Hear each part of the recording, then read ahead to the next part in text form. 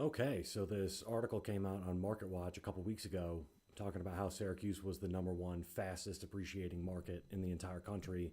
And I wanted to go over it, but wanted the October data to come out for the November market report. So, kind of compiled it all, kind of the specific markets we've been talking about, and then just Syracuse in general. So, kind of the big news out of that. So, it was Scranton, PA, and Syracuse, New York were the two areas that they had highlighted as the fastest appreciating markets in the country, and that's not unexpected. The Rust Belt in general, right? So if you think like, Syracuse, Rochester, Buffalo, Pittsburgh, Scranton, Cleveland, kind of through the Rust Belt since the 70s has been on the decline, but then kind of since COVID has started to turn around, and a lot of that is because of the housing affordability, and a lot of people are traveling are moving to those areas, which is then cranking up the appreciation. So it's not a surprise. The Rust Belt in general has been very hot, but then there's a few things about Syracuse and Scranton specifically that are noteworthy. So before we go through this,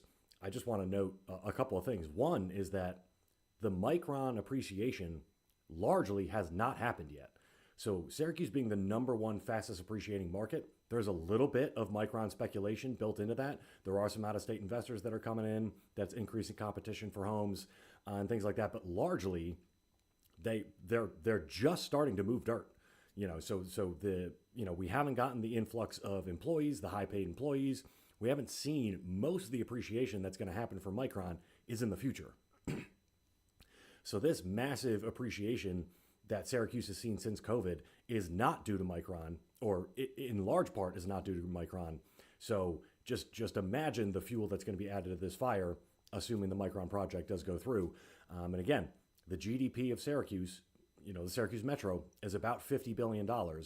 This Micron project is $50 to $100 billion. So we're talking about doubling or tripling the GDP of the Syracuse Metro. And that hasn't happened yet. And already home prices are appreciating faster than anywhere else in the country. So that's kind of the context for this video here. So let's pull up this little presentation I put together. So this is going to be the market overview in Syracuse in general. And I'm going to highlight some of the areas that we talk about a lot. So again, it was this MarketWatch article that came out in October, and I wanted to wait for the updated data to come out. So this is the November presentation, but this article came out a couple weeks ago. So now, one of the things here is that Skinny Atlas is just blowing everybody out of the water with the appreciation. And we're going to talk more about that specifically. That specific number of 35.6% year over year appreciation is not that needs to be taken with a heaping of salt. And so we'll talk about that, but that's not the highlight number. The highlight number is the 10.4% that MarketWatch noted for the Syracuse Metro. Now, that was from September to September. It was more like 9.6 from October to October. So still massive increase, but just, you're going to see this Skinny Atlas price throughout this presentation. Just every time you see it, take it with a grain of salt. So anyway, Syracuse was the number one ranked fastest appreciating city in America. And so then outside of Skinny Atlas, West Jenny and Chittenango were over 10%, over 12% appreciation, which is just, that's, dramatic returns.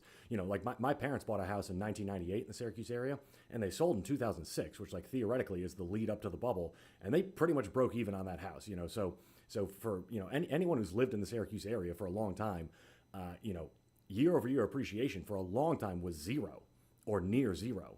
So you could own a house for 10 years and sell it for what you bought it for. And we're talking about one single year in West Genesee and Chittenango, we're up 12.6%. And essentially every suburb or neighborhood within Syracuse is up, either the high single digits or the low double digits. So it's just crazy how fast we're seeing the appreciation. And this is before Micron has come in. Micron has not scooped one scoop of dirt yet, and we're already seeing this. So just a couple other things is the West Hill School District is leading the sale to list ratio. So almost going 10% over asking on average, which is just crazy. So $200,000 house selling for on average $220, a $400,000 house on average selling for $440, and then ESM in Liverpool in the month of October had a 5-day average, actually median days on market of 5. So listed on Thursday, gone by Sunday. That tends to be the cadence of appropriately priced homes.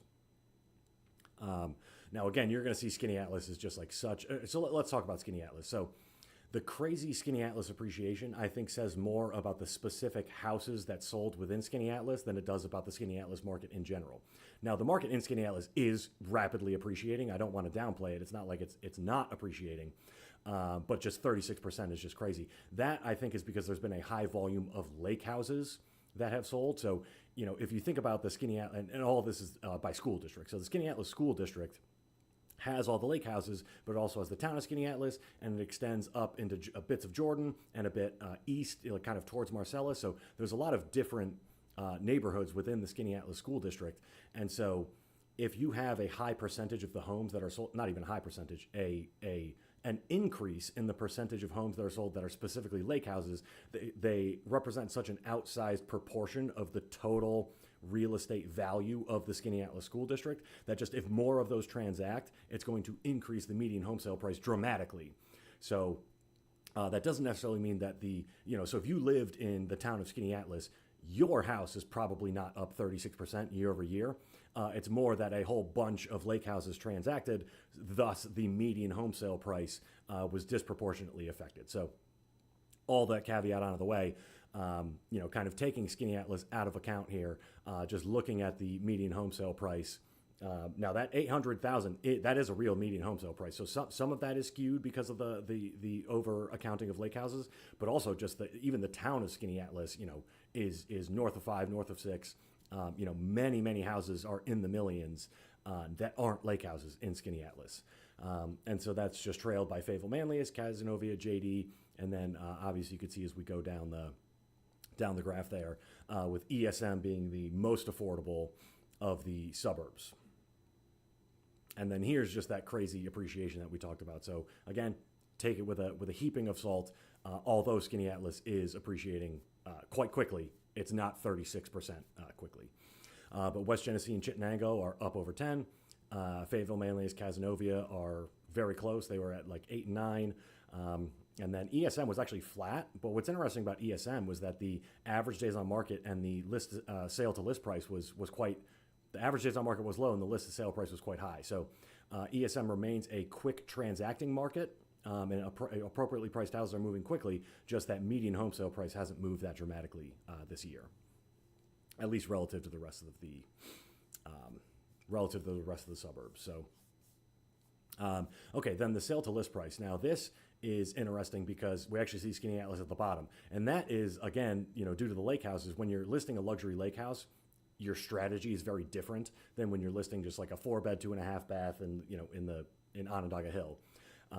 Those luxury lake houses that are multi-million dollars, there's just far fewer buyers for. And so your time horizon is going to be longer, right? It might take you 3-4 months to find the right buyer. And that's where your traditional kind of reverse auction, what we call it, where you start with a high price and you kind of slowly drop the price until the right buyer comes up. That's why you see Skinny Atlas actually transacting slightly below 100% sale to list price. Now, historically speaking, this is still amazingly high. If you were to compare this to whatever, so pick a random year in the 90s, anything approaching 100% is still incredible. And then obviously exceeding 100% just tells you how hot the market is. So that's where we see West Hill and West Jenny, again, leading with that sale to list price. So, if a house is listed for, 200, a lot of times we're seeing it, 215, 220. And that's pretty much all the suburbs. Cazenovia was actually exactly at 100. Now, this is just for the month of October. So this is not a year over year. This is just the month of October. Okay. So then the days on market. Now, again, this one always take with a grain of salt. So anytime we're talking about just the 1 month data, the year over year data is much better. But anytime we're talking about just the 1 month data, you just have to be a little, take it with a grain of salt. Because again, one house that ends up being listed for 6 months totally takes, makes the average go way up and even the median go up if you've got 5 houses that took a long time to sell. A small number of houses can disproportionately affect this, but the trend is still what is interesting. So that's where we see ESM, the suburb with the lowest appreciation, had the least days on market. So that's interesting. And then Liverpool is just absolutely bananas right now. You cannot. part of what's interesting about Liverpool is that there are affordable homes. So like that Galeville area, those are achievable homes for most first-time home buyers, and there's just so many people trying to get houses in that 180 to 250 range. And if you're looking for that, Liverpool and ESM are great targets. There's a lot of inventory, just not as much inventory as there are buyers. So Liverpool and ESM, I think that's why those days on market is so absurdly low. And then as you can see, pretty much everywhere they're quite low. So even Chittenango with 10. I mean, if you get a house sold in 10 days, that's awesome. That's, again, historically speaking, it's 90. Again, pick a random year in the 70s, 80s, 90s, early 2000s. You're talking 3 months to get your house sold.